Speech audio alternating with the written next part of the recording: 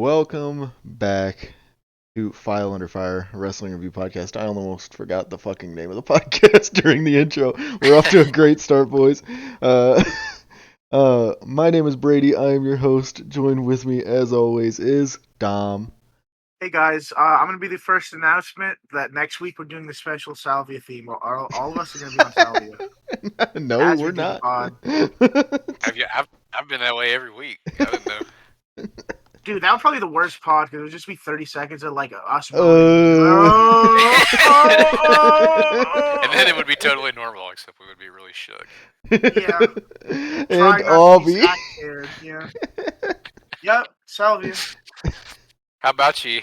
Sorry, we were talking about salvia for some reason right before we We're just talking started about recording. we were talking about It's weed. because, Yeah. bro, because I've actually heard I heard a horror story about Salvia that I never forgot. He took a hit and he was like, in 1 second, I was an underwater king in the kingdom of Atlantis, and I didn't know how to breathe in air anymore. And I was like, what does that mean? He was a whole king for like a year, and it was only 30 seconds. How the fuck does that work? It's crazy, man. Scary. It's King real for a day? Yeah. No, dude, we're not talking about that. No, dude. This week it was kind of just a bring what you want week. But you kind of said, Abby, like we kind of like switched what we thought each of us would bring. Like Dom kind of brought a match that really feels like something I would bring. I kind of brought a match that feels like you would bring. You brought a match that I guess you could say Dom would bring, but it still kind of very much feels like a match you would bring. I think it's the old new. Yeah, I thought about for a couple of days this week, but this one was just it was on my heart. Yeah, it's a little too too appealing. I wanted to talk about both the guys too, but yeah, because we haven't talked about either one yet, so that's exciting. Yeah, that was. I mean, we'll get into it a little bit when we start the review of that match. That's second on our list here, but this was a really fucking good week, though. I'm not even gonna lie. Like I was saying to Dom, like this is the first for either of those guys in my wrestling watching history.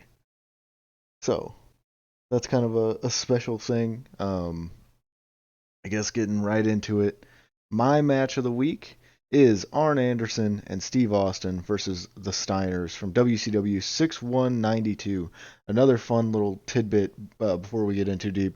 Every single one of these matches is from the month of June. I realized I actually did not even pick up on that. That's crazy. I realized it when I was writing. We should have done this last month. I realized when I was writing the format. Yeah, I was like, damn. I was like, we all chose matches from June. That's fucking hilarious. That's weird. Yeah, I don't know. Well, the reason I brought something like this was because Dom said, hey, fair warning, I think I'm gonna go a little longer this week. That was kind of what he was feeling. I was gonna bring some stupid Puro bullshit, and then I was like, let me fucking bring something actually dope. What am I talking about? And so I'm shitting on my match. So then I'm sorry. so I was like, okay, well, I will counteract that with the best way to counteract something that is prospectively long, which is short TV tag. Like and one of the great genres anyway. So. And it cures all problems. I mean, you see a lineup like this, and it's like, I mean, there's no way it's bad. Yeah, it's Arn and Steve who are very dangerously aligned. Good one. Thank you. I thought of that on the spot there. We've extolled the virtues of the Dangerous Alliance before, but yeah, when we talked about the War Games match. Yeah. Yeah, I mean they're like. I really posted a pic of them on Twitter. After I picked this. After you picked this, and that's every comment was like, "This is the greatest stable. This is like the most underrated stable ever." Yeah. One guy said, "Except for Larry Zbyszko," and that made you very upset. I didn't respond. I guess I've grown. He obliterated him from existence. I just good one. Obliterated him. Rip. Oh, I wasn't even doing that on purpose. I did what I told my wife earlier because she was arguing with a dumbass on the internet, and I quoted Jay-Z. I quoted Jay-Z. He said, "A wise man told me don't argue with fools, because people from a distance can tell who is who. If you want to put your ass out on the internet and say Larry Zbyszko is bad, that's on you." Yeah, Yep. that's real. That's just you putting Yep. your big old stupid ass out on the internet. Ass facing Twitter. I mean, we've talked the praises of the Steiners as a tag team too. Obviously, I mean, Just total freaks, man. yeah, like It's almost singular. Like, who else is can you compare to the Steiners? I think too. Maybe it's just from like a lack of watching, you know. But I think personally, I might even be higher on like tag Scott Steiner, like pre Big Papa Pump Scott That Steiner. is not ridiculous at all. No, he's He was an athletic fucking freak back then. Yeah, he's really well suited to tag team wrestling, obviously, and then his older brother can kind of tighten things up and handle the hot tag, as he does here. Mm-hmm. But it really gives Scott, I think, he can just be the freak that he is. Yeah, and he doesn't have to worry about like structuring a match or like getting blown up or whatever. I think especially the thing I enjoy when it comes to like Scott Steiner is he relies a lot on that kind of amateur wrestling background. Yeah, well, he's also just much more mobile in 1992 than he was when he hit the Big Papa Pump days. Probably not. Doesn't have synth oil in his fucking bicep. Yeah. Yeah. This one was really fun to me because it's just a fun match and like I love WCW Saturday Night. Like I think I tweeted that somebody, it was like another couple months ago, was like, pick 4 matches that like show what you're into. Do you know what I'm talking about? Do you guys remember that little stupid sort of like 4 engagement bait prompt that sum you Yeah. up or whatever? Mm-hmm. And I just picked 4, like Saturday Night and main event and pro, like multi-mans and tags. So to me, this is like the easiest shit to watch in the world. Yeah, because like, but it's also, this is a fun little like historical curiosity because of like just when it happened, which we can again go into when we start talking about the match. But firmly in the Bill Watts era of WCW. Yeah, Bill Watts on commentary here, right? Yeah. With he's with JR, but he barely. Yeah. Yeah, it's very odd because Bill Watts is doing like color and play-by-play, as he sort of did in Mid-South too. So JR can't. The rhythm is off a little bit. Yeah. Yeah, like I get it. The thing I wanted to pull up here, which is why I'm like stalling because my brain's thinking about it, is I had to find the cage match reviews that were for this match.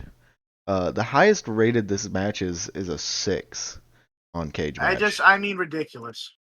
Like it's not. Listen, I'm not saying it's a 10 out of 10 blow your socks off match, but like it's a good fun tag. I think this is like the definition of a 7.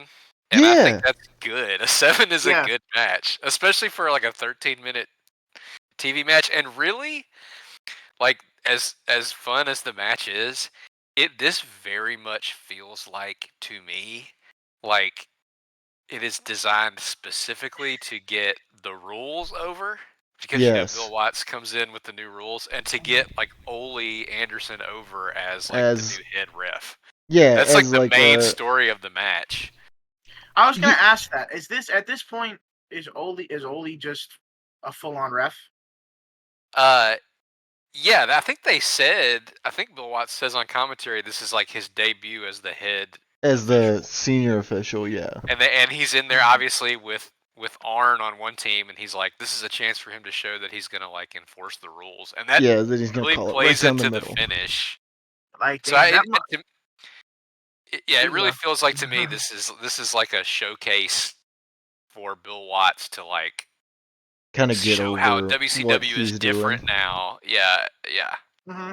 Yeah, because like one of the things they And he's mentioned. so horny for the Steiners. One of the things they To be mentioned too fair. is that like you can't do any moves off the top rope. Yeah. Oh, that's some And, real and no, old shit. there's no mats on the floor. They go on about that a bunch. There's no mats on the floor. He says if you're gonna have mats on the floor, you might as well have them all over the arena. But yeah, because they make that point. They make that point when I mean, obviously we're skipping a bunch, but like Scott does a like over the rope bump onto the floor. Yeah, Yeah. and so I So get it. awesome. And they're very. Watts is quick to point out like it's his own momentum that took him over the floor. But even even in that context, and it's also I think it's like the go home before Beach Blast, which is one of the great WCW pay per views. It has that Sting versus Cactus Jack Falls Count Anywhere. It's got the Rude Steamboat Iron Man. It's got the Steiners versus Miracle Violence connection, which they reference here. Mm-hmm. I mean, what a fucking oof. Yeah, but even in the yeah. context of that, like it's still a really fun and cool match, even when it's really there to kind of to do what we've been saying it's there to do. Get their stuff over, not get the wrestlers over, get the rules over. Yeah, and Yeah. And another Bill Wattsism, because I was looking this up to see kind of where we are on the timeline of the Steiners. They had just won they're the champs here. This is not a title match, but they're the champs here.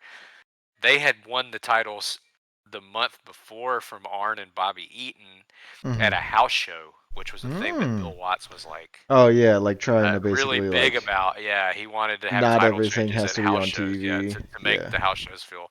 And this one wasn't at the Omni, but that's a famous Bill Watts thing. He did like. He wanted to do title changes at Omni shows because he wanted to make the Omni like the Madison Square Garden of the South. Yeah.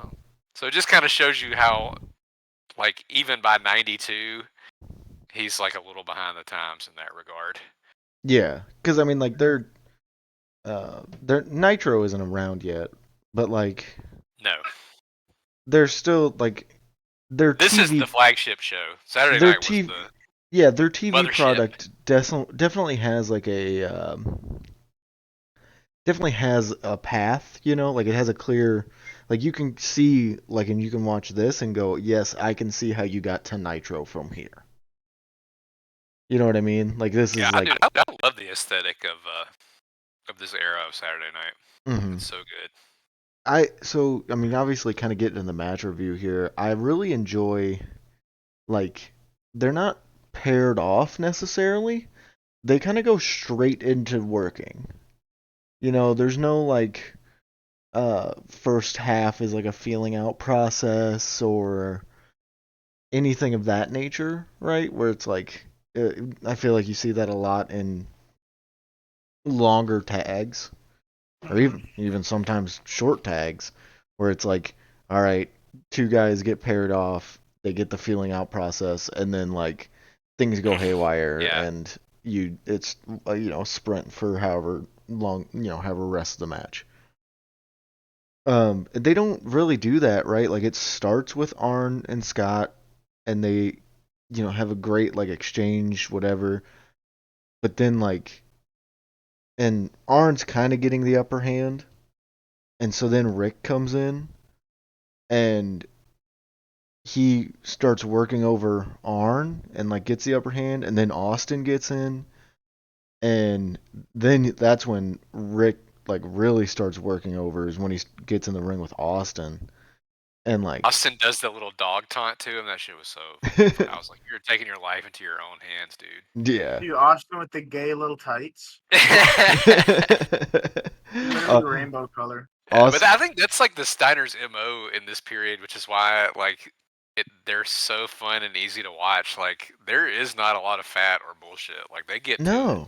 Yeah. And Arn and Austin obviously are smart enough to know how to have a Steiner's match. And Arn especially here, man. Every time I watch Arn, and I've talked about this with friends too, like it's not like he's doing like shit that blows you away. It's just he always does like one or two things a match where you're just like, God damn, that's smart, and I've never seen that before. Yeah. Yeah. And I've watched like an insane amount of Arn Anderson, and it's literally almost every match. Yeah, like. And he's big and hairy as fuck. Like he does one here when he has Scott Steiner in the bear hug, which I'm sure the cage match inmates were complaining about, but I love a bear hug.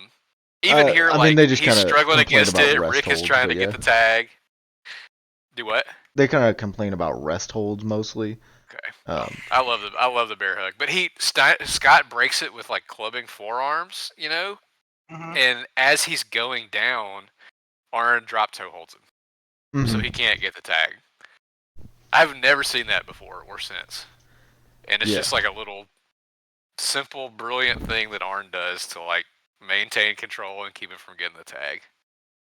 Even like, I mean, obviously, like skipping all that kind of stuff in the middle, but like when they finally get to the point of the hot tag, like Scott is crawling to the corner to get to Rick, and like they're not giving up on like holding Scott back. Yeah. The only I think it's Austin in the ring when that happens, and the only time like he backs off is when Rick actually gets tagged and comes in the ring. Oh yeah, and the Rick hot tag is fucking awesome. Yeah, I mean it's so good. Great hot tag. The like the offensive moves here from the Steiners are nutso to like. They're so explosive, dude. It's absurd.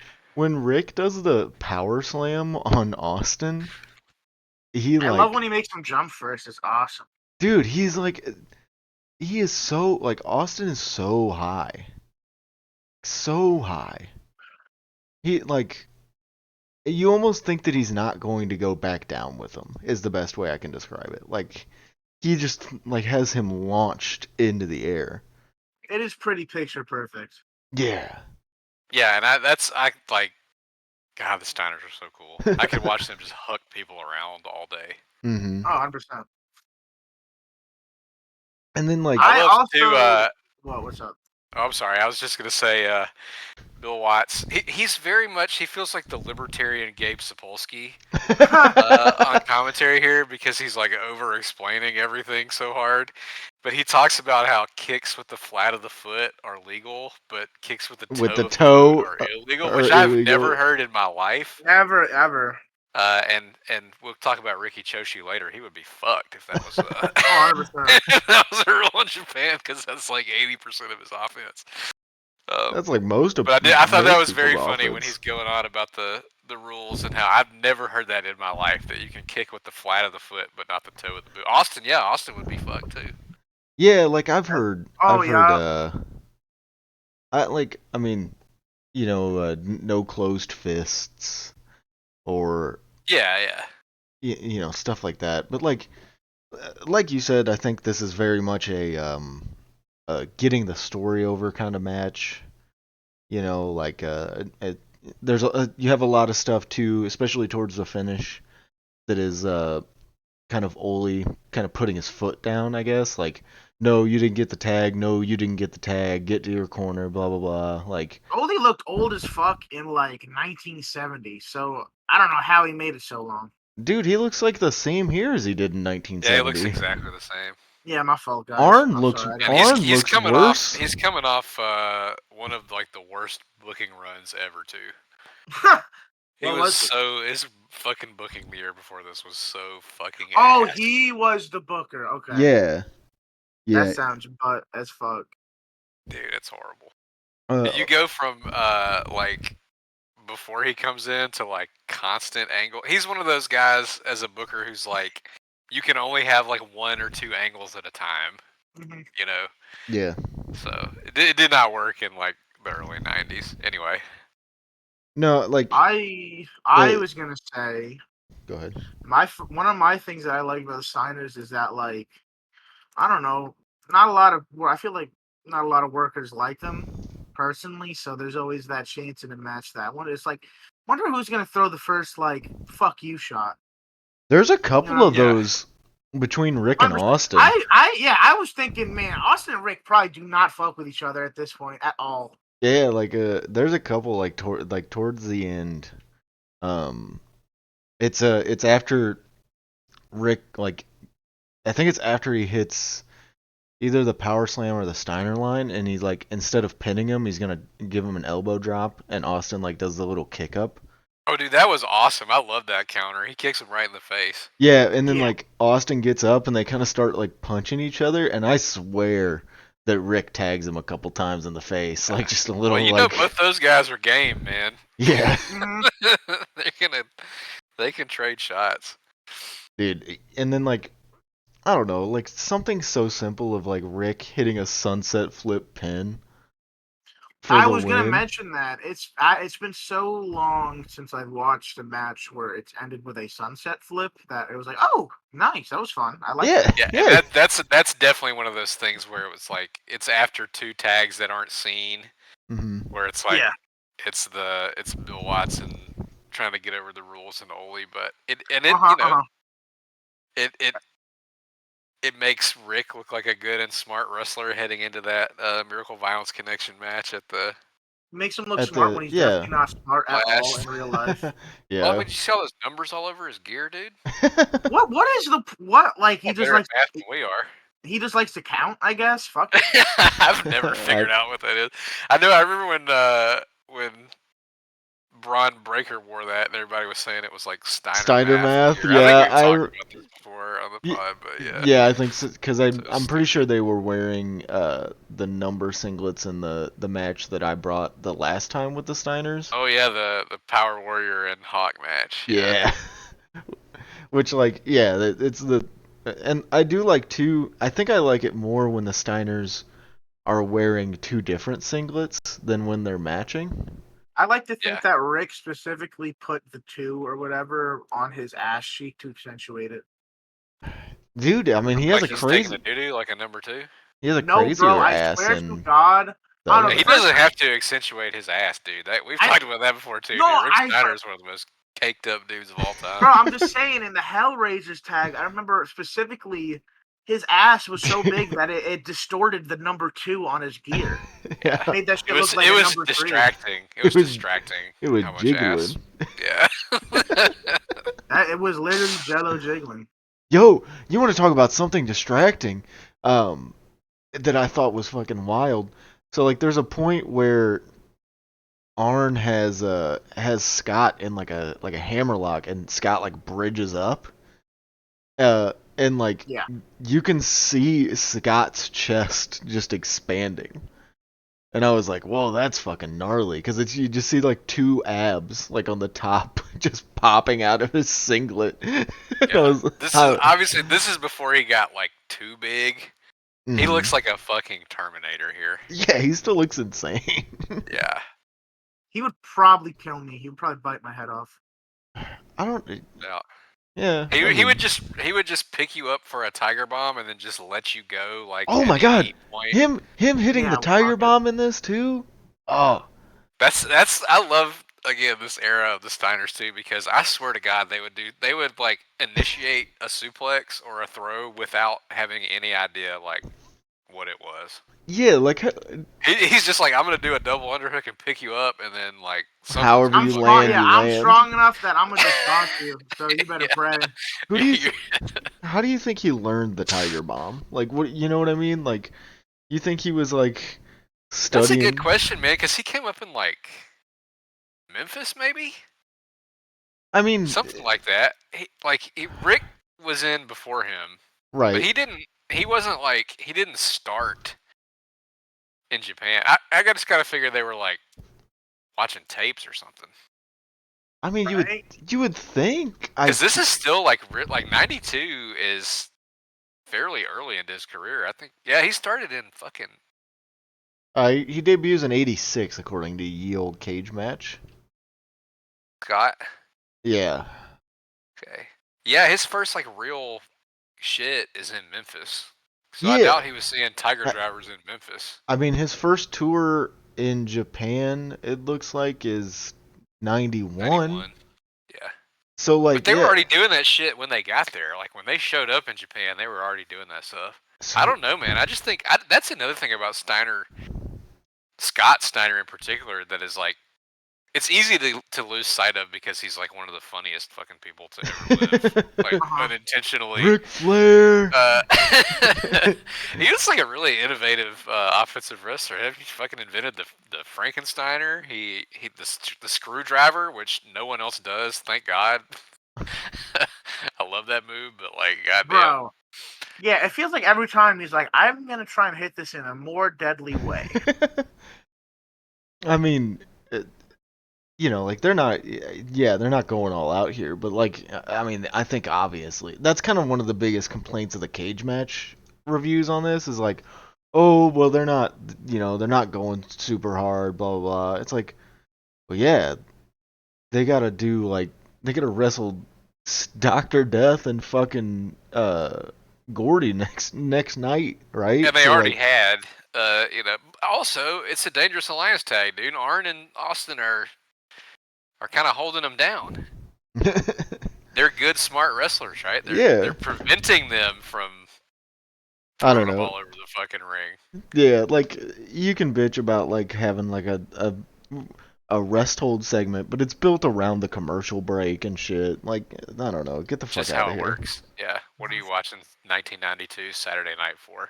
Yeah, I'm watching it to enjoy some shit like this. Yeah. I loved it, man. This is such an easy watch. Yeah. Just watch four fucking pros. At the very least, it is like 13 minutes or something. Oh, maybe like 11 actual watching match time. So like, I don't know. You'll be done with it in a blink, and you'll enjoy it. It's fine. Don't get too worked up over it. Moving on, another match that is very short for like what I kind of didn't expect, I guess. It is Abi's match this week: Riki Choshu versus Yoshiaki Fujiwara, New Japan Pro Wrestling. Rush. 6/9/87. Yeah, this match literally starts off with them just like punching the fuck out of each other in the crowd. Yeah, Fujiwara jumps Choshu. Mm-hmm. Yeah, it's gnarly. So everybody fucking hates Choshu. Mm-hmm. That's one thing you gotta know. Yeah. And I love, Brady, that you brought like a Saturday night match that was like, that's not something a million people have ever seen, and I always extol the virtues of like doing that, and then I always end up bringing like a canon match, Yeah. because this is a fairly well-known match. But I also feel like I just want you guys to see this stuff. Like when you tell me you haven't seen Choshu or like much of Fujiwara, I want to bring it. But I mean, like I've said for ever and ever, like my whole thought behind this podcast is I want people to make me watch more wrestling. Yeah. And this is like this so good. I had not seen any of these three matches before this week. Like, oh, nice. You know what I mean? Like even Dom's match, which is like a very popular match. Like, yeah, but as you guys both said, it's like there's one big spot in it that's famous. Yeah. But the match itself is, it outdoes that. But yeah, Choshu had been in New Japan. Right. Right? And like really the Choshu invasion angle in New Japan and like Japanese versus Japanese wrestler like really launched New Japan's business like big time in the 80s. And then he sort of did the same thing in All Japan, and this is like his 5th or 6th match coming back to New Japan. And he comes back. Fujiwara he had been in New Japan, and then he left with Maeda and all those guys to go to the UWF. Mm-hmm. And then the UWF folds and they come back. So this is like the New Japan versus UWF feud is happening, where the UWF guys are like not really invaders because everybody knows it's folded, but it's like a battle of philosophies, and that stuff is unreal if you haven't seen it. But Choshu also comes back in the middle of that, which is really cool because it adds like a layer to the New Japan versus UWF feud. But like the crowd is behind Fujiwara like so huge, because New Japan or UWF, everybody fucking hates Ricky Choshu. yeah. So he gets. It makes sense that he gets jumped before the bell and busted. Yeah. Some crazy big ass fucking headbutts. Yeah, I mean that definitely makes a lot more sense. You know, like it was kind of confusing, right? Because like in my head, I'm like, okay, well, like Fujiwara's kind of like comes out and he's working more like the heel. So I'm like, why are like but I can tell they're chanting for him. So I'm like, Yeah. okay, is this just like a like the crowd likes both these guys and like and he's one of those guys too, like that's how he works. Mm-hmm. And like but he's so fucking awesome and vicious and like efficient in dealing damage and delivering pain, and like he's so expressive that even though he's working like a heel, like everyone loves him because he's just so undeniably awesome, you know. Yeah, like everyone fucking screams when he does his little head buddy. Yeah, do the head butt again, please. It's so awesome how he moves like a gremlin. Anyway, I don't know how else to describe it. Like he moves around the ring like fucking Gollum. Fujiwara is a scary, skinny, gangly, evil monster, man. It's freaky. Yes. Perfect. Yeah. No, like I'm interested to hear what you guys thought about it because in my opinion, Fujiwara is like top 5 ever. I say that a lot, but I also bring a lot of top 5 people. I didn't just drop the top 5, but I think we've talked about all of my top 5. But so my thoughts, not to cut you off. No, I want to hear what you think, and I also love Choshu. So I think Choshu is another muscle man-esque wrestler. Yes, he's got the Lord Farquaad haircut. Yeah, but he makes it look good. He's also got the rocky, droopy eyes. Very fun. But that's probably because he's just been getting punched in the face for life, probably. Yeah. My thought also, this both these guys are guys that I have to watch. I didn't get to it because ADHD, all that. But I mean, I've heard you praise him, both these guys. So, dude, I mean, this fucker was actually crazy. Yeah. I don't know. Did he get like legit busted open with like just punches to the face? Because that or a headbutt? Because that was pretty dope. I think so. I think both of them bleed hard way. That's dope then. They both bleed like motherfuckers. And I feel like Choshu's isn't as insane, like visually. No, I think he's not insane visually, but he wrestles. That's why like I think he doesn't. He didn't blade because it's just like it's a little dribbler. Yeah. Yeah. Yeah, that would make sense, honestly.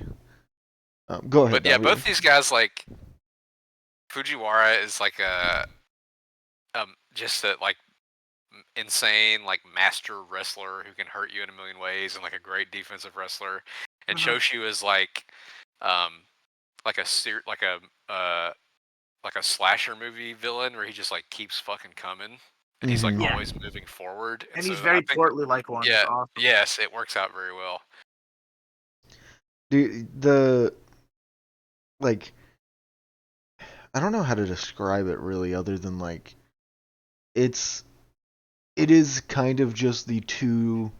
I mean, obviously, like, it makes more sense saying this with what you've explained, but it is like the two most prevalent styles from around this time period meeting each other in the ring, right? Like, this is like, like Choshu is, doing all these big, like, the big running lariat and, stuff like that. And, like, Fujiwara obviously is, like, trying to do a bunch of, like, quick snapping into holds, and doing, like, different styles of armbar and stuff like that. Like, it is kind of that clash, obviously. Oh, yeah, it's definitely, what's immovable object? Yeah. Unstoppable force, something like that. Irresistible force, yeah. Mm-hmm. Yeah, and like it's the clash. It works really well, especially like not to like skip past like most of the match, but like when Fujiwara goes for the lariat and when Choshu goes for the lariat and Fujiwara catches him with the arm, like catches the arm and puts him into an armbar, and the crowd like erupts for that, like they're like, oh, he did it, like, and they're going insane. It's super. The heat is off the charts anyway. Yeah, this crowd is crazy. Whenever he does the fucking catch arm bars. At some point, I wrote in my notes, the pop when either of them get a move in is more than what some get at all today. Dude, it like almost disrupts, like, I feel like, the audio quality. Yeah, like they're peaking the mics.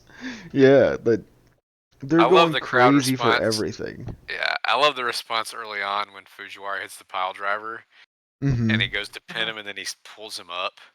Yeah. The crowd is like, oh fuck. We're gonna get craziness here. He's trying to kill him. Yeah, and like I'm interested, like, because like I think Fujiwara is like very universally loved. Choshu is like a little more divisive. Because I mean, what he does, the toe kick, like we talked about, he kicks with the point of the toe. I think it's like funny. He sort of wrestles like I play like Fire Pro. He's just like throwing and lariats, crazy lariats to the face that are like crazy lariats, feel like they're 2x speed and like a scorpion deathlock. But other than that, he doesn't do a lot. Funny. It looks very silly. I mean, it looks good. It looks different for some reason. Well, he got it from that move was invented by Karl Gotch, and he gave it to Riki Choshu. So that's like he was doing that before Sting or Brett. And I love the struggle for it in this match too. That's one of my favorite parts of the match where they're fighting for the Scorpion Deathlock. But I really wanted to hear, and I do want to hear. One of the reasons I picked this was to talk about Fujiwara, but also to talk about Choshu, because I'm interested in what you guys think about him, because he can be like a divisive wrestler. He made me gasp multiple times in this Choshu because I think the dichotomy of his moveset is funny because, like you said, toe kicks, which I feel like the toe kicks don't translate on camera, like they don't look like they hit hard, but in real life, he's probably just straight up booting him in a little tummy. Which that's just gotta suck. But it's just funny, the dichotomy of that, and then the 2x speed fucking lariats that, I don't know, I don't know if it's because Fujiwara is literally scared and flinching, but he always takes it to like the side of his head, and it looks so fucking violent. It looks worse than a normal lariat, yeah. Bro, and then he just decides to invent the Super Dragon Curve Stomp, basically, but like a better. I mean, that's definitely just good selling on Fujiwara's part, but he bounces him off of the mat like 8 different times. How strong is he? It's crazy. The thing I think I like noticed the most about him, obviously, once again, not knowing the other context, but like the build of his comeback is it's so good, dude. It's so like it's so expert. Yeah, because we haven't even said the structure of this match is basically Fujiwara jumps him before the bell and whips his ass for like 2/3 of the match, and then Choshu comes back with like Choshu launches him with a suplex. Those punches, dude. Oh my god! Yeah, he just punches him in the face a couple times. Fuck it, that's awesome. He backs him into the corner. It hits that giant suplex. I also love too. Like Fujiwara takes off the turnbuckle pad, and it made me think like I don't know if I've ever seen somebody take off one of the whole thing, and then he boots him in the fucking face with it. He throws it at him. It's so that funny. Shit has gotta hurt. I was like, I wonder if that's soft or hard metal, and the way he reacted, that's probably hard fucking metal. No, it's probably like a pad, but like but it sounded heavy. Yeah, it still sucks. Yeah, like clonked the fuck out of his head. And I mentioned, I said I should have mentioned when I said Choshu's coming back from All Japan. He's come back from All Japan having had like some of the best tag matches ever. Mm-hmm. So, yeah, you said the timing of his comeback is like perfect. A lot of the criticism of Choshu is just like moveset, and he's a great tag wrestler, and he needs to be carried or whatever. But I fucking love Ricky Choshu. Yeah, I don't think any of that matters. I'll be honest. To me, Yeah, like, he's a beast. because like, dope as fuck. especially in this time period, like, you know, like later like '90s stuff, early 2000s stuff for guys, I can a bit more understand that like criticism, because like, you know, there are guys going out there doing fucking everything. And so then, like, when somebody comes in and they're doing like 3 moves, you know, it's real easy to shit on them. I mean, you know, like John Cena's been getting shit on for like 20 years for the 5 moves of doom. Like, you must do 70 moves a million minutes an hour. Yes. so like I could kind of understand that in that sense, but like, you know, putting him here, right, like across from Fujiwara doesn't do a ton of moves, you know, moves with a Z. He does he does the shit that's That's cool effective. and only needed. Yeah. Yeah, like the biggest Yeah, move I feel like he that's the does is the genius of pile driver. Fujiwara. Yeah. The way he plays off what his opponent does is like really the beauty and genius of Fujiwara. Obviously not. I'm far from the first person to say it, but he's like the greatest defensive wrestler ever. Mm-hmm. Yeah, like, and that's And he shows that here. Like I was talking about, that transition of the lariat into the armbar is Armbart. Armbart. Yeah, armbar is like the antithesis of that, like of what you're saying. Like it is, you know, oh shit, he's gonna take my head off. Grab, armbar. All right, you know. Yeah, because he had just eaten one. I think that first one is the craziest one. Mm-hmm. Like when the first lariat that Choshu gives out, like he flies into the screen, and crushes him. And it's not long after that. I mean, this is a short match, but it's not long after that they go to the floor, and Choshu posts him, and then, like I said, I think he's bleeding hard way too, because it looks like he busted his nose or something. I don't know. All I know is that like it is busting out this shit. Yeah, like there's so much blood just running down his chest. Like, yeah, I don't know, man.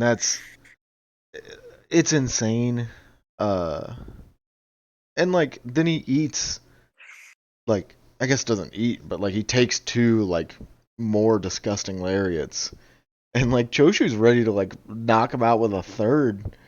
He probably would have kept going. But he like can't beat the 10 count up, and then like he can't beat the 10 count up, and so then like the ref is checking on him. Chosu just comes back over and just boots him again in the head. He's such a fucker, dude. Choshu's such a fucker. Dude, yeah. I think this is just like a perfect little efficient, beautiful match. I love it so much. Yeah, I'd have to agree. I think it does everything like. It's an adrenaline rush. It's great. Mm-hmm. It does everything it needs to. You know, it doesn't matter what these guys' moveset is, or it's 2 dudes. Sometimes you just need some stiff shit. Just beating the fuck out of each other. Yeah, like it's not overcomplicated. It's not, you know, convoluted in any way, shape, or form. It is everything it needs to be. It is short, violent, and dude, what if brutal. Like when Choshu hit that first lariat, what if fucking Darby Allin like oh god damn fell it. down from the ceiling? What if honestly? What if Darby Allin fell off the top of Mount Everest and we never saw him again?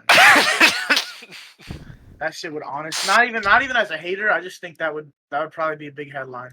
When Sam hears this, she's gonna be hooting and hollering. Oh yeah, for sure. I made that joke for her. Yeah, I don't know. It's fucking run-in wrestling, man. That's. I don't even mind that. I mean, I like stupid, dumb bullshit, but this is like the perfect. I think the platonic ideal of just like a serious, and it's still fun. Yeah. And heated, but like just a simple, no bullshit, violent fucking match. Mm-hmm. Speaking of violent fucking match, Holy hell. Dom's pick of the week, a real canon match, genuinely. It is Shane McMahon versus Kurt Angle, WWF King of the Ring, 6/24/2001. I could deadass put this in top 10 favorite matches of all time. I It think. honestly, I don't think that that's crazy. Like, no, it's so fun. God, it's fun. It's so fun. And it's smartly worked. We were talking violent. about before it started. We'll go into here, but like, yeah. It's how fucking scared do you think Shane McMahon is when he's like, oh, I'm fighting this fucking roid Olympian monster who's definitely gonna just take all the advantages on my supple self. Well, like, I could not begin to put myself into the mind of Shane McMahon. Shane McMahon, yeah. Probably either the worst or the best 20s ever. Just getting he's 31 here. What? Yeah, he's 31 here. He was doing all this shit in his 30s. Well, like, I think the big thing. So, like, I listened to a little like snippet about from Mike Chioda talking about this match, and he kind of points out like a lot of the reason that like not just this match either, right? Like any of the stupid crazy spots that Shane McMahon has ever done. It's like basically him trying to like prove himself to earn the respect of the boys. Yeah, he can hang out in the back. Yeah, and not for nothing, his father. Well, yes. Yeah. That's such a totally fucked relationship. Like most of what he is doing is basically being like, listen, I'm dedicated. I know I'm going to only probably work, not even a quarter of your guys' schedule. Not even probably a 32nd of these guys' schedule. But he's like, when I do, I'm going to try and kill myself, basically.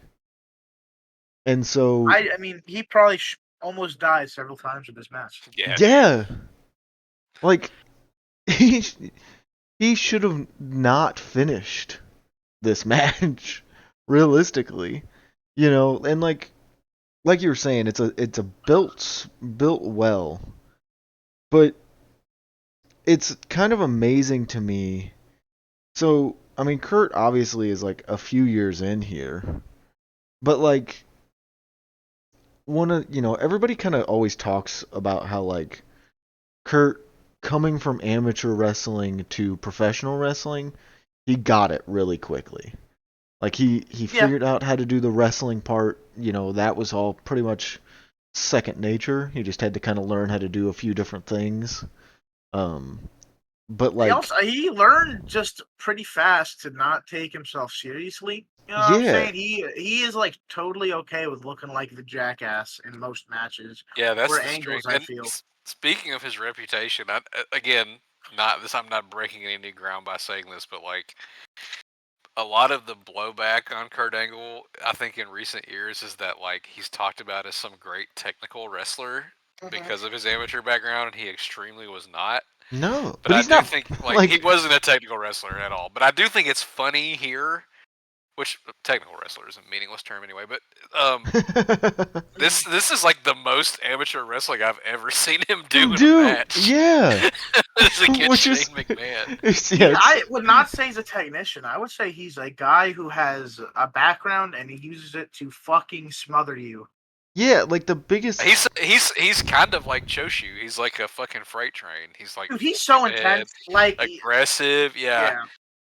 And a bump freak, which is good because this devolves into a bump freak match. Yeah. But the first third, like it's on the King of the Ring pay-per-view, right? And Angle was in the King of the Ring tournament, and that is part of how like smartly this is laid out. Like he wrestles Christian first, This has got to be some sort of OSHA violation. This has got to be inhumane. Him working 3 matches in one night. Work 3 fucking matches. Well, the other two are short, right? Because he's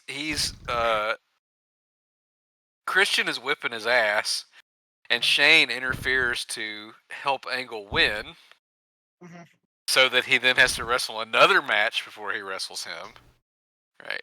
And then he interferes in the Christian match, so he loses King of the Ring, but he still had to wrestle. I mean, in the Edge match, and he still had to wrestle 2 matches before he wrestled Shane, which plays into it, because otherwise, like, if you just said in 2001 the Olympic gold medalist Kurt Angle fought Shane McMahon, there's no reason that would be like a 30-minute like war of attrition. But that's like such a smart way to set that up. And then the way they wrestle like the opening 10 minutes is it's like, also just perfect, and it makes sense that by the end of the match you feel like Shane McMahon could win. I think like the obviously like him going down into the JR calls it the referee's position. I don't think that's the proper terminology. I've always just I don't, not to titillate anybody, but I've always heard that called bottom. I've always heard it called the down position, because that's what you're doing, like you're down for the guy to grab you on the back. Also, I think it's very funny. But if you ever did junior high wrestling, you start in that one guy's on bottom. Yeah.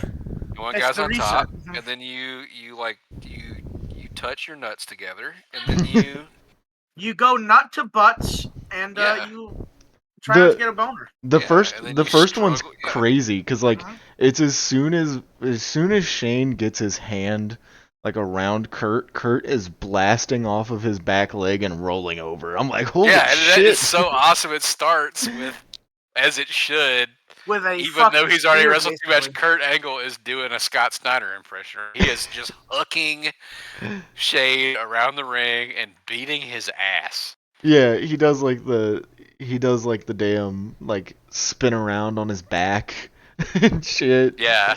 And JR says this. I had to write this down because it made me laugh.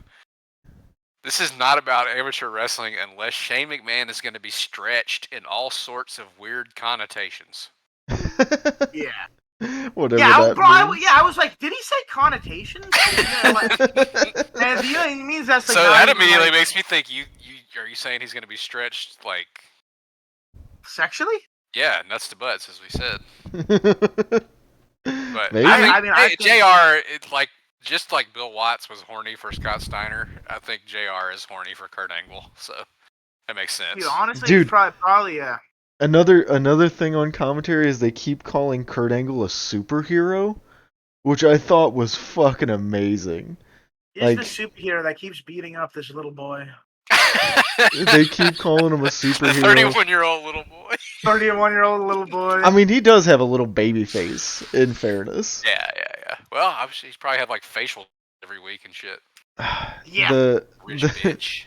Although they did tell us on commentary, in keeping with the Mean Street Posse gimmick, that Shane had been in his share of street fights. We should sure. Sure. Kurt getting busted open, by the way, like from the punches, like getting the like cut above his eye, which is another. Bro, I'm pretty sure he gets cut hard way. Yeah, no, because Shane notoriously bad punches, but then he was like, "Fuck it, I guess I'm just gonna punch you for real." I just knew this was gonna be a for him when the first piece of substantial. Am I cutting out? No, I mean you did, but it's fine. Keep Barely. Going. Oh, thank God! I fucking noticed it, dude. I have the eye. I noticed. I knew it was gonna be a long night at the office for Shane when the first piece of substantial offense he accidentally cuts him the fuck open with several punches. What's funny is, like you say, and you're right, that he's like a notoriously bad puncher, but all the other punches he throws in this match are sick. But the ones he busts him open on are like the shittiest looking like ones. The limpest. Pow. Just like straight arm, like basic elbow pop, and he fucking is gushing immediately. It's like, the fuck? Dude, it's so funny. Yeah, then like we said, you get the bottom or down position stuff, and then Shane like goes to the outside, and he goes behind the commentary table, and he like climbs up on the railing. Before that, he hits a fucking flying nothing that actually works. Yeah, he hit 2 flying nothings off the barricade, but it works so good because like it feels like desperation. Yeah, he's, it's like a real he's fighting thing. Kurt Angle, so he's like, I'm just gonna throw my body at you. The one off of the guardrail over the announce table. That was a very cool visual, I think. Yeah, like no one is thinking of that. You know what I mean? Like no one is trying that. Like he is the only guy, I think, on a like even and this is on a roster with like RVD, you know, and like some guys that are like genuine like trailblazers and doing stupid flying shit. Yeah. Well, you know, he's the only McMahon that actually likes wrestling, so that's evidently, fair. yeah, makes sense. Dude, he wants to be like RVD and Booker T. Now, I'm thinking of Booker fucking T. He wants to be RVD and The Rock so goddamn bad. I mean, me too. I mean, true. Who doesn't want to be RVD and The Rock? Yeah. But it's so funny when he does the float over DDTs and shit. It's like, fucking. And he did the like the. They did the sharpshooter and shit. Yeah. Not in this one, but yeah, he definitely did RVD moves. Similar. But then he breaks out the kendo stick and whips his ass. I loved the arm drags into the barricade. Dude, yes. It looked like he called it on the fly because he whispers something to Kurt before he does it. Yeah, my brain went, okay, he said arm drag there. But yeah, like I don't know if I've ever seen someone do an arm drag into a barricade. I've seen probably thousands of people thrown into a barricade, whether that be like never arm drag like that. That's just sick. Yeah, whether it be the WWE ones or the like movable ROH indie style ones, like I've seen it 1,000 times. I don't know if I've ever seen somebody get arm dragged. Yeah, and as we said, Angle's both these guys are bump freaks, which is again the last third of the match. But like he takes them, they look like they fucking suck. Dude, but looks like it sucks. It goes to making Shane feel like a threat because he's doing like crazy stuff that Kurt Angle would not anticipate him doing. I loved. Someone needs to steal this. I tweeted this too. The half Nelson punches? Yeah! He puts him in the half Nelson, and then he just dog walks his ass around the ring, donkey punching him in the base of his brain.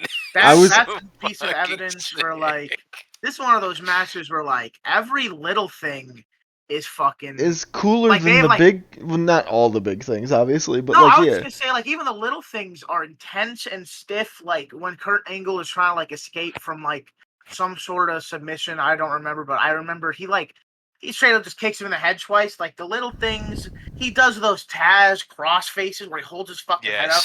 Bow! That shit. Ooh. Yeah, the cross faces are gnarly too.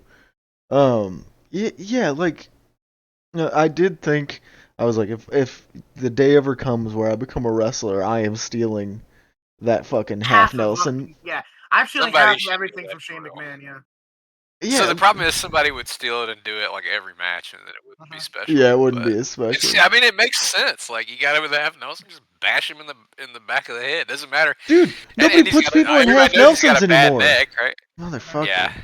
No one does half Nelsons. No one does full Nelsons. No one does real wrestling shit anymore. Bring back the Master Lock. I think one of my favorite parts is when he kicks him in the fucking tummy when we were talking about that down. Yeah, he gets in the. Yeah, he gets in the down position again, like trying to show off, and yeah. Because I was literally like, bro, if I was him, I'll just kick him in the ribs, and then as soon as I said that, he kicks him in the ribs. I'm like, yeah. You have to be stupid to actually like. Yeah, do it again. Why would I? Yeah, I'm gonna wrestle the fucking Olympian. Fuck you. Yeah, like but it's smart. He gets and he goads him into doing that by like showing that he can do a little bit of wrestling. And then Kurt Angle's like, "No, fuck him to kill you with it." And then he kicks him in the rib. And then he does the heel. Then we go into the garbage brawl section after he gets him on the outside with all this crazy shit. Then he just fills the ring with trash, like and New they're Jack. full swinging. Garbage Yeah, they're full cans, yeah. swinging. Oh god, they kill each other. Yeah, that dude, he brains him with a sign. Like, bro, isn't it so cool how he jumps and then like hits him and then twists off? yeah. And Kurt Angle flies off. That's the crazy part. He fully is off his feet and flies forward. I don't know how he does that. I don't His either. fucking momentum carries him. Dude, yeah, like Shane, I like we were saying, like if the first third is like just great, like logical wrestling stuff, the middle third is kind of just the brawling with weapons seg, but it builds. It's like the JBL Philly match that we yeah that we watched. Yeah, it like builds to that point logically, and like and then by the end of that section, they're both fucking dead. They're and then both they go dead. Take, even more punishment. And then they go to the reason that this match is known, I think, right? Like it is the reason Dom knew this match. It's the reason I knew this match. Avi, I don't know. You see the font on the set, when they come out for the entrances, it like activates your fucking monkey brain. Before that, I wanted to bring it up. You know when they're doing the suplex on the fucking on the outside in the ramp or the entrance? Oh yeah. Oh my god, bro! Do you know that at that point he hits it? You can almost hear it as soon. Kurt Angle cracks his tailbone, I think, and he goes numb from the waist down. He said, "Yeah, dude."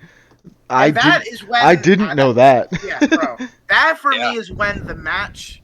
It's still great, but it's almost like a horror movie, like it's snuff film, because like. You see him like almost holding back tears, bro. He's like, "Oh my god, I can't feel anything."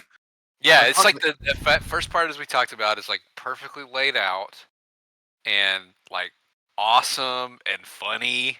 And then the garbage raw part, he does the shooting star onto the trash can, which looks like it sucks so fucking bad. I was like, when they I was thinking about that too. When they get to the ramp, it's like a fucking snuff film, dude. It gets.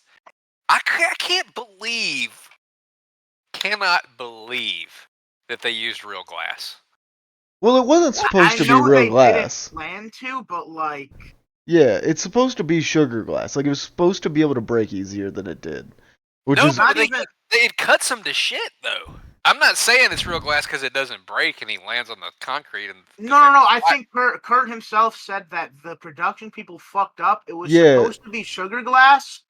And then he went for the first suplex, and it didn't break. And he was like, "Oh, this is plexiglass. We're fucked." Yeah, because it tears them up, dude.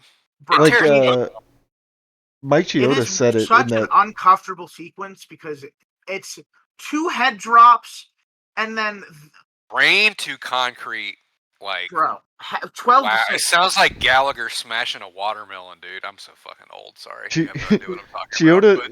Chioda says it in that interview. He like when he goes for the first belly to belly and like he hits and he doesn't go through, immediately his first thought is, "Are we at the wrong panel? Like is this not the one that is made to break?" And you gotta love these guys because they just get right back up and do it again. Even though Shane has probably his brains are like dripping out of his nose after that. Dude, he is so concussed at this point. He probably can't. He doesn't know what day it is. Like, I know hyperbole. I speak in hyperboles a lot. This, I mean, that probably one of the most dangerous things. One of the most dangerous spots. Yeah. Ever. Yeah. That could go so wrong. It did. Yeah, no, I mean, like, they get cut to shit, but, like, they're lucky that, like, it wasn't, like, freak accident. Oop, you just got your artery a little bit and you're dead in the ring now. And the crazy thing is, everybody knows the first one where it doesn't break. Yeah. And he lands on his fucking cerebral on his cortex head. Or whatever. Yeah. Bro, that shit happens like 4 times. Yeah, and then on the second try, they go through and cut each other up, and then from the other side, they try to go back through.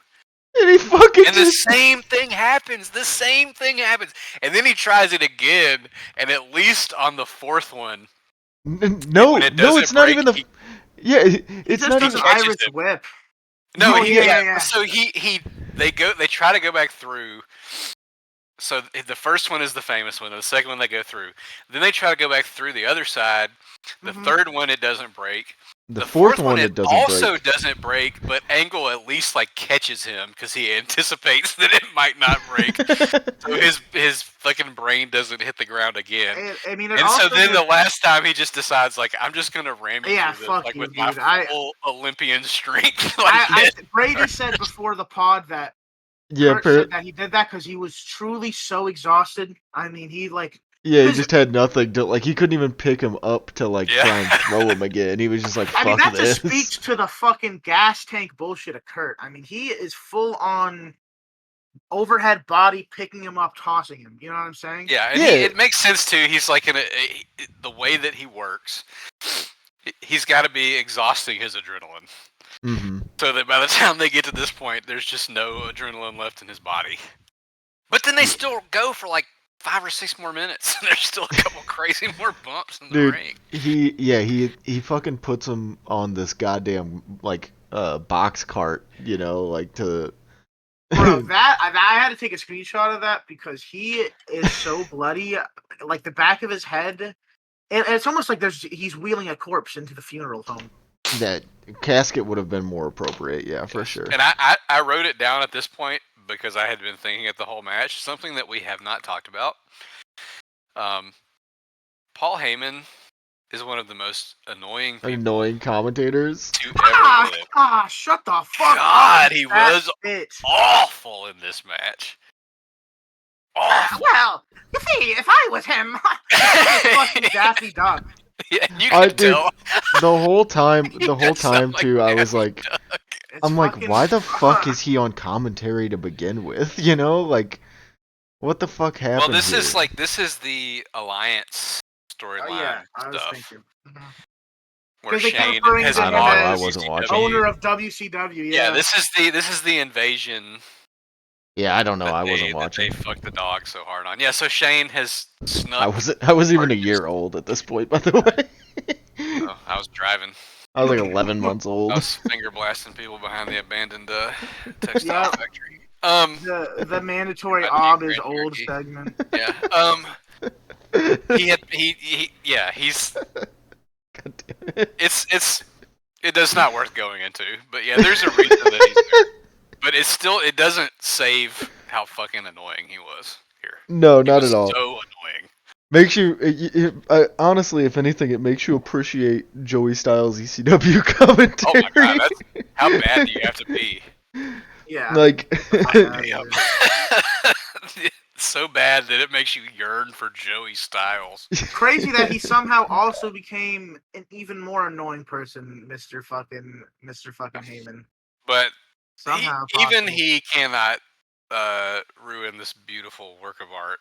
No, I think the finish is also great. I mean, that shit was wobbly with just random plank of wood. Still make sure to brain Shane with it. Get that little bit of extra violence. He whacks him across the back with this piece of wood, and there's no bend or give in the wood. That's a real plywood piece. That shit sucked. His spine fucking hurt. That's like a thick piece of wood, and and I understand why it had to be thick, right? For the so next. They could fucking stand on it. Yeah. Yeah, so he could stand on it. But I'm like, what was the point of whacking him with it then? You could have used. There's 15 things in this ring you could have whacked him with. And you picked this piece of hard-ass wood to do it with. He's probably. Kurt Angle they're concussed as fuck, yeah. He was probably 3 seconds from falling over, passed out dead. Another last thing from that little interview seg is, if you watch, Mike, the ref has to hold the board. Because it's, barely on the edge on the left side. And yeah, but he does a better job of it than the recent one from the women. Yeah, to do it at NXT. Yeah, where it's so obvious that he's holding it. He's just kind of standing there, and it kind of just looks like his hands on the rope. But yeah, he's holding it because he's damn, if Kurt stands on this thing and this thing slips, both of them are going to actually die. Which they would probably just fight themselves. There's still a high probability because they're doing an avalanche angle slam. After banana he'll slipping in the real glass that was stuck in their body, like all the way down the ramp. Yeah. My last note on this is just great match. This is a 5-star match, man. My last note on this is thank God that's the finish. Holy fuck. Because I was just like in my head, I'm like, if they somehow do more, I'm there. Somebody's going to just die. Like that's the only logical way you go from here is there's death. Like it is so insane. The kick. Okay, before we move on away from this and like move on to the other segs, when he finally gets him back in the ring, rolls him into the ring, and he covers him, and Shane just kind of gives the little shoulder up at 2, and the crowd goes fucking insane. Oh, I've been on that too. I haven't seen this since I was engaging in those activities. I said I was engaging when I was 16. I was gonna say when you were I've been on 16, that too, yeah. man. Yeah. Yeah, that's. Yeah, I fucking love this. This was so good. I watched it at like 11 o'clock after coming back from the zoo last night. Dude. Couple beers deep, and I was like tired when I started it, and I was wired, awake. Yeah, when it finished. Yeah, dude, so I fucked up and I watched this match first. Like out of the 3, which like it was fine. Dude, I did too because I was like, I want to watch it. I was high and I was like, let me watch this. Well, that was kind of my thing. I was like, this is the one I want to watch the most. Like, no disrespect to Riki Choshu and Fujiwara, but this was the one that was like circled real big for me this week. I was like, damn. Like, I'm excited that we get to talk about this. That is not ridiculous at all, yeah. Yeah, this is like, I mean, it's an all-timer match. Like you said, putting this top 10 in your overall rankings is not a crazy, it's not a crazy statement because like it builds logically. The bumps are like, I don't even think gnarly is the right word to describe it. They're just insane. Both of these guys, Kurt. They're still alive. That's crazy. Kurt, we've always talked about being a natural in pro wrestling. Shane McMahon, maybe just as much of a natural in these types of matches. I don't think you can put Shane McMahon out there and have him have a work rate match with, I don't even know who's a good work. I guess maybe RVD, or like any of those like. He's not gonna have a good match with Taz, unless Taz is just beating his ass. But, I'd like to see that though. Yeah, that'd be kind of cool. 7-minute Taz Shane match. Yeah, that'd be dope. Yeah, like Shane gets like a big like. Shane should have worked CZW. Dude, Shane and any. They basically did on this night. Yeah, Jesus Christ. No, this shit was perfect. One day we'll have to. What a fun match. One day we'll have to watch the match where he like does the bump off the scaffold. That's another match I don't think I've ever seen. I've seen that clip. Me neither. I've seen that clip a bunch, but I don't know if I've ever actually seen the match. You know what I mean? Yeah. That's kind of the nature of things, though. Certain parts go viral. I also Shane McMahon. He is the reason I love the Coast to Coast. Like, I mean, he does a very, very pretty move. Yeah, and like, I don't know. I like Shane McMahon. Anyway, moving on. It is time for Dom's Animal Corner. Dom, give us a little bit of insight about some sharks. Sharks are cool as hell. They're my favorite animal ever. I don't know. I just think they look cool, and that's literally it. I think they just look awesome, and I like how they. What's your favorite type of shark? Probably great white or hammerhead, because I think hammerheads look funny. I mean, I understand. Yeah. I think they just look funny from the front. They're killers, but they're very funny looking. What are like the small ones? You know what I'm talking about? Like the ones. Small ones are like those are like you talk about like dog sharks, dogfish, cat sharks. How big is a mako shark? Mako sharks actually aren't they super fast? They are fast as fuck, and they look scary in the face. They get like Yeah, they look prehistoric. Dude, they get as big as a person for sure. They look a little redacted. Yeah, they look a length Doctor? of 13 feet. 13 feet and 1,300 pounds. Damn. Yeah. That's just the scariness of the ocean. The ocean. I love ocean, but it's also scary because it's like that's truly not where I belong. Dude, Yeah. got monsters in that son of a bitch. That's their territory, not yours. I'm 100% sea monsters exist. No way they don't exist in this big ass ocean. I saw an IMAX movie about it like a week ago. That's fucking sick. That shit was bro. Sharks are cool. They're scary. People need to stop killing them. Were you a big Shark Tale kid? Shark Tale is basically my life. It's all about Italians. I guess so. Yeah, they are. And not getting into the family business. Yeah, that's basically my life. They are just mob bosses. Yeah, I guess I never thought of that. Dude, if you look at the cast, sharks do kind of do sanitation disposal. That is true. I think it's funny that because like most animals, they're very important to the niche ecosystem needs that they fulfill. If they weren't around, certain prey animals would go crazy, and that would be a big, what do you call it? Butterfly effect, the shit sucking. I think it would lead to less coral, less sea life in general, because you have seals eating up everything. You have seals eating up all the vegetation and shit. But that's what a lot of predators, their purpose is, right? They gotta clean shit up. Yeah. Because there's there's the stories of like all the ew, dude, this fucking shark is ugly as shit. Fuck. Damn. But they're scary. Wait, have you guys ever seen salmon sharks?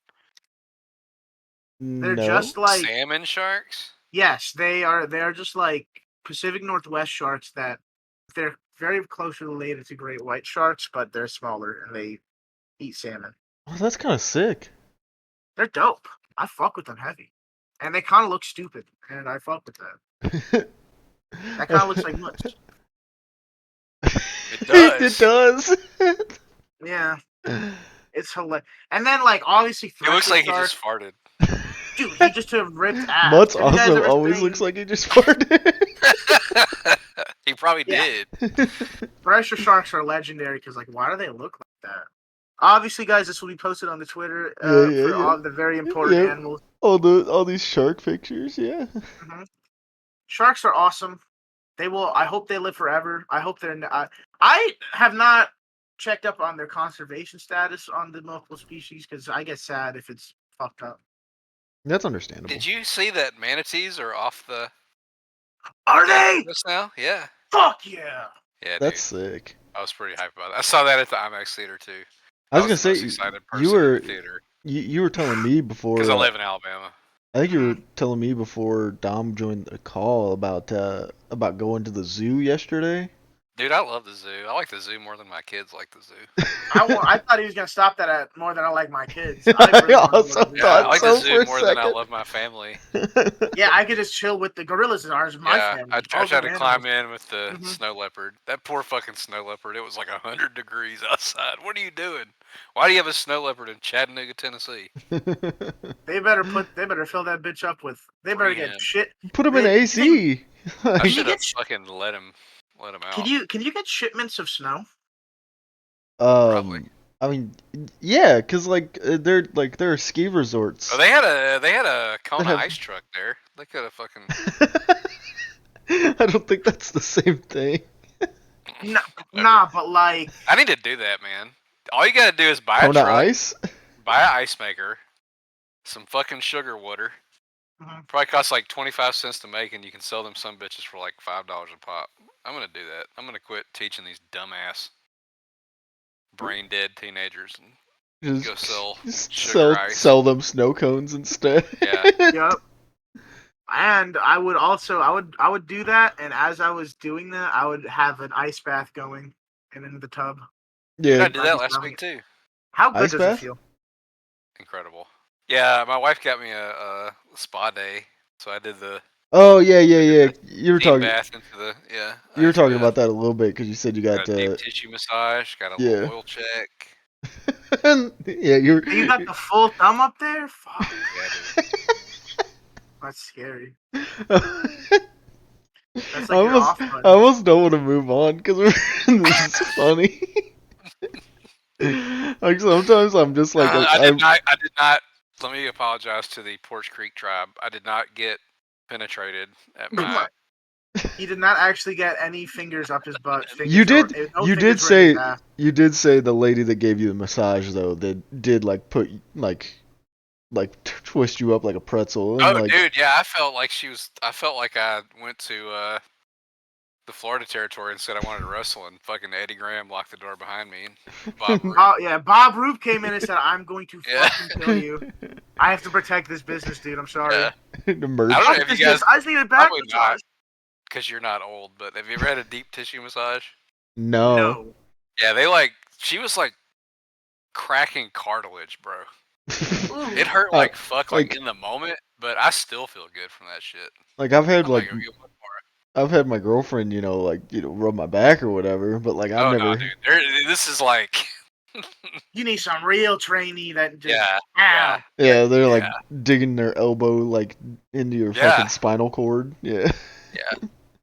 While they blow lavender in your face and play like Yanni, like new age music, torture you. I loved it. Then I got an ice bath. A beautiful. I want to have an ice bath because it's just very relaxing. Yeah, dude, especially some of these days.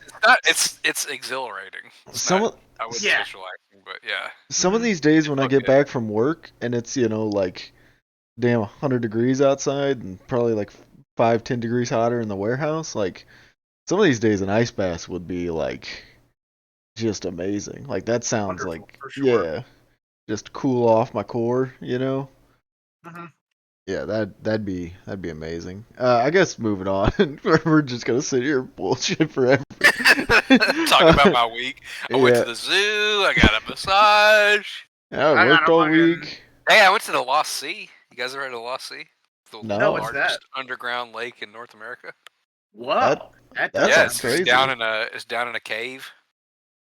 Did you see big ass cave spiders? Nah, but they said that they found in a pit like a 500-pound, 8-foot-long, like ancient jaguar. What? Yeah. That's crazy. They also said they had a bar in there for a while in the 50s called the Cavern Tavern, where they sold moonshine. But like people kept getting hurt trying to get out of the cave, so they had to go. And honestly, I was thinking about that. You're getting fucked up in a cave, and then you probably fall out and die. Yeah. And they had like Civil War era soldiers like graffiti on the wall, and my wife asked if they drew dicks. They didn't. They just wrote their name in like kindergarten handwriting because they were Confederate soldiers. So. Boom. Yeah, man, you had a way. Obby's week is you had a way more interesting week. Hey, you know what? If anybody's listening, like. Still and hasn't turned this fucking shit off because we're idiots. Originally, like before we'd come up with obviously Animal Corner and like Cage Match Game, like originally the first thought after was like just to bullshit about our weeks and like some of the wrestling we watched like after we got done with the match review stuff. But then we like I don't think I watched anything other than backyard matches and these three this week, and it was a one. I don't think I don't think I watched anything other than. I watched a couple before I picked mine. Yeah, it's same. Like I watched. I knew in my heart what I wanted to bring. I watched a Arn and Flair versus Macho Man and. Ooh, that sounds awesome. Who was Macho Man teamed with? Fuck. Maybe Dustin. I don't know. It doesn't matter. You're not there for that. Good. You're just there for basically like them whooping. Macho Man's like just Arn and Rick just whooping Macho Man, and like it's around the time when Liz is not with is like like has turned on on Macho Man. So like at one point Flair like carries Liz over and like sets her down for her to just paintbrush Macho Man. Yeah, that was really good. Anyway, moving on to the cage match game. It's my pick this week. Yep. Scores as they stand: Aubie 7, me 3, Dom 2. Fuck. Are you guys ready for the overall cage match rating for this wrestler? Yeah, to me. It is a 9.08. 10.08. I feel like after the Oku fucking thing, all bets are off.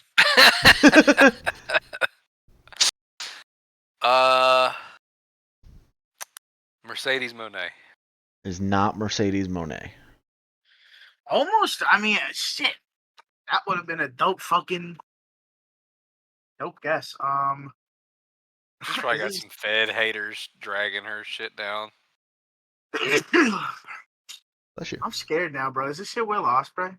It is not Will Ospreay. Okay. Are you guys ready for the first review? No. Never. I'll talk to you guys later. Yep. All right. Good night. Yeah. All right. I gotta decide which one of these I want to do first. All right. You ready? Brady he did this while you were. Yeah. By the way, yeah. We for little insight to the listeners here. We're 2 hours late. Recording this. Normally we record at 6 every Sunday night. Aubie was on his way back from Chattanooga, so we didn't get on until like 8, and then we didn't even start recording till almost 9. I was also asleep like a motherfucker for a little bit. Dom was knocked out, and I still waited until like 8:30 to pick who I was gonna do for the cage match game. Yeah, I think Brady's fucking Discord call woke me up, so shout out him. Yeah, that's exactly what woke you up, because I was calling you, because I was like, well, we'll give this a shot. Yeah, well, let's hope he didn't ruin the plan tonight. Anyway, thank God I didn't. It's a 10.0. For my money, one of the best to ever do it. On a level of Masawa or Kobashi, but without a similar level talent around them. They are the ideal wrestler. I think he deserves his flowers, not just for his work as a veteran, but in his prime as well. Oh. Can I give you that one? It's a little more vague. Kojima.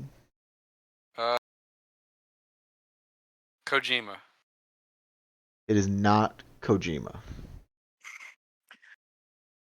Dude, because I'm thinking...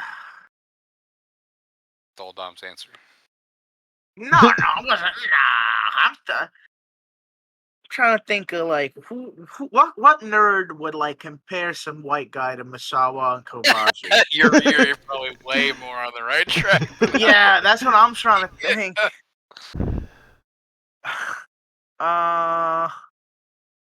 It did. Well, fuck. Is this like Kurt Angle? It is not Kurt Angle. I was just betting because I know Kurt Angle I know Cage Match fucking love Kurt Angle. Yeah. All right, you guys ready for the second review? Mm-hmm. It's a 7.0. Great wrestler. Putting him in that MMA fight really ruined him, though. Never recovered from that, to be honest. Yuji Nagata. It is Yuji Nagata. I was like, maybe if I went Nagata, that was kind of my problem with like the reviews, was because I wanted to find a bad one, because like obviously there's a ton of 10s, because it's Yuji Nagata, he's great. Bro, my dumbass was about to say Bart Gunn because I was thinking of the Brawl for All. He should be that high, dude. Bart Gunn is awesome. I was like, I wasn't sure if I wanted to give you that one, but I was like, I don't want to just give you guys all three just 10s, because that would have been really easy. The reason, Aubie, if you remember how like when I was reading the reviews, I laughed really hard. Yeah. Because one of the reviews, it starts with more like Yuji Nagata. Am I right? Yeah, you did say there was a name put in. Yeah, that popped me so big. Yeah. Yuji Nagata is an interesting wrestler. So that's That's 2 for you, isn't it? 2, yeah. So that puts you at 9. 9. Which means everything I've seen of Nagata is when he was awesome and just slapping people, so I like it. I mean, I think that his like peaks are crazy good. So crazy good. I don't know, like consistency wise, I think he's got like a lot of stuff that I would consider like just good. But like the best Yuji Nagata matches are fucking. He's at his best when it's just like a violent like bomb fest, like the Sasaki match or like the Murakami match. Damn, he is a beast. Yep. Man, I was like, maybe if I go, like, kind of late '90s, early 2000s Puro guy, I was like, maybe Dom will get it. Like that was my hope, Bruh. I'm all over the fucking place. I'm like, I don't know. I was deliberately kind of trying to give Dom points here, and fuck you. That makes me feel worse. And I ended up just fucking you. I'm thinking. I mean, you didn't. I fucked me. I'm thinking Bart Gunn. Well, like what's Bart Gunn's cage match? What? Too low because the smoking guns are sick. And he knocked out Dr. Death. Dr. Death, true. What was and he has the Perry Saturn TNA old ass Battle man. Arts match. He's a 4.51, by the way. Have you not seen Bart Gunn versus fucking Perry Saturn from TNA? No. He's a 4.51, by the way, in case you were wondering. That's despicable. That might be the match I bring next week, dude. You have to watch that match. Bring it. I'm down. Yeah, I think he was under his like real name. Yeah, Mike Barton. Mike Barton versus Perry Saturn. I'm trying to. Oh, it's crazy. I don't remember what I was watching, but I was watching something with where it was like a blooper reel. Oh, I think I might have been watching Botchamania, and it was the Smoking Guns, and it's Billy. Careful, motherfucker. It's Billy, and he goes, "Me and my partner Brett." And, yeah, it was just that little bit has been like in my head anyway. So yeah. We're always thinking about Bart Gunn, I guess. Shout out Smoking Guns, great tag team.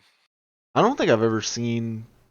I've maybe seen like one match of the Smoking Guns. Oh, dude, go on my Action Zone playlist and watch the Smoking Guns matches.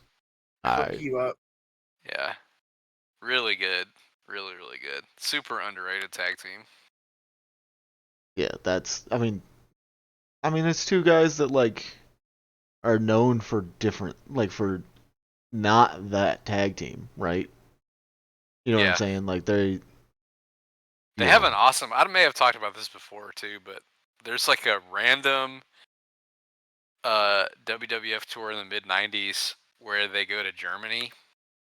And the Rock and Roll Express is on the tour, and for some reason they're working heel. And there's like a fan cam of a German house show match between the Smoking Guns and the Rock and Rolls working heel that is so fucking awesome. That's hilarious. That's like a Aubie like everything Aubie could have ever wanted. It truly is. It's honestly like a plank in the fucking Rock and Roll Express greatest tag team ever platform because they just are randomly working heel and they're brilliant at it. So, shockingly brilliant. Moving on to Dude of the Week. I have it in our format as surprise, and that surprise. Tom guessed it. Yeah, it's for fucking Dom because it's. Oh my! I thought. Hi, thank you. Happy birthday, Dom. Happy birthday, Big Dom. We love you, bro. Yeah, everybody say happy belated because obviously this will come out on Monday. Yeah, everybody just wish Dom more happy birthday. If you already wished him a happy birthday, do it again. I think so. Yeah. Yeah, and if you don't wish Dom a happy birthday, fuck you. Did we get any emails this week? We did not get any emails this week. We did not. I didn't even think about that until literally this second. So glad we didn't. Unless one came through in like the last 2 hours, but I Oh, highly look at doubt you. that. But see, this is what's great about Aubie is that like he knows so he just checks like that's a part of his nightly routine getting ready for the pod. No, our last email was on July 1st from our friend of the program and cool guy Connor. Connor, where you at? Hey Connor, at some point we should because I'm sure you'll listen to this. Connor, at some point we should just get you on the podcast. Yeah, dude. That'd be sick. We have some other Back. friends that have said they want to come on the podcast. I don't know when we're going to do that, but I don't know. We have infinite amount of time. Yeah, that wrestling is great. These three are all great. Shane Yeah, again, McMahon fun versus week. yeah, a short week too. You can watch all these matches in under an hour. Like think about that. All of these under an hour. And the longest one flies is the by best one because it's fucking batshit. Yeah, it like it doesn't feel 25. It's great. Only when Paul Heyman is speaking. I tuned him out. I won't lie to you. Yeah, that's a good idea. Like I would catch. Maybe it's just from listening to a lot of bad commentary, but I kind of just tuned commentary out at some point. I tried to, man, but it was extra. Yeah, I get it. Extra bad. Extra bad. If Bill Watts is libertarian, Gabe Sapolsky, who is Paul Heyman? Fuck. Sorry. Just an annoying fucking motherfucker. Well, like Gabe Sapolsky in that regard, I guess, would be, but like, because he's a Heyman disciple. It's true, right? Like so, he is, I guess, at his worst, Paul Heyman. Yeah, right. Just Paul Heyman. Yeah. So I mean that makes sense that his commentary would be just as butt as Paul Heyman's. I prefer Gabe, to be honest. I mean, punch both them up. Gabe's just so bad because he's so like the difference is that you can tell like Paul Heyman is Paul Heyman. Uh-huh. Gabe on commentary is trying to not be Gabe, but that's still. a very good way to put it. Yeah, like but he's still a dork.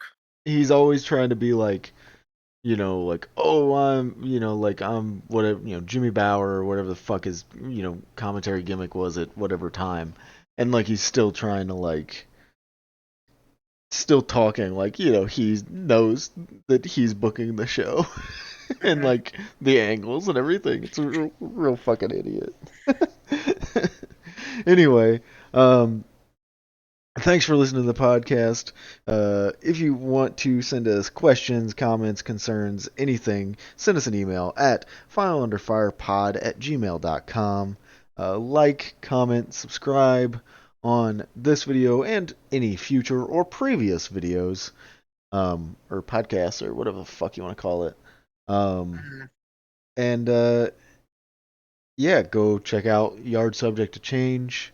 What state did you guys talk about last week? I've already fucking forgot. Connecticut, that's right. The nutmeg state. The most unimportant states ever. I definitely wrote that. No, yeah. The least consequential original colony. Yeah, it was that was like the first like third of your review on the first match of that week was just you shitting on Connecticut. Shout out Main Street Posse, Shane McMahon. Yeah, shout out Shane O'Mac, I guess. Yeah, go check out that blog. Check out I don't know, whatever. Watch things, wrestling. Watch things, do things. Yep. Go to the zoo. Go to the zoo. Please go to the zoo, bro. Look at the shark pics that Dom posts and wish him a happy birthday. You fuck. Yeah, wish him a fucking happy birthday. Wish my son Dom a happy birthday. You better, or else, bro, you're not a fan of this podcast. It's like, Avi, have you ever seen those TikToks where it's like, my dad's gonna show you this, and you're gonna watch and listen and like it. It's the same thing. our Okay, our friend I wish Dom, me happy birthday. our friend Dom is gonna talk to you about sharks, and you're gonna listen and you're gonna enjoy it. Okay? You're gonna fucking like it. Yeah. Thank you guys for listening. Check us out on socials. Check out all the other stuff I mentioned. We will see you guys next week with something. I don't even know. Bitch. Bye. Bye Bitch. bye. Bitch.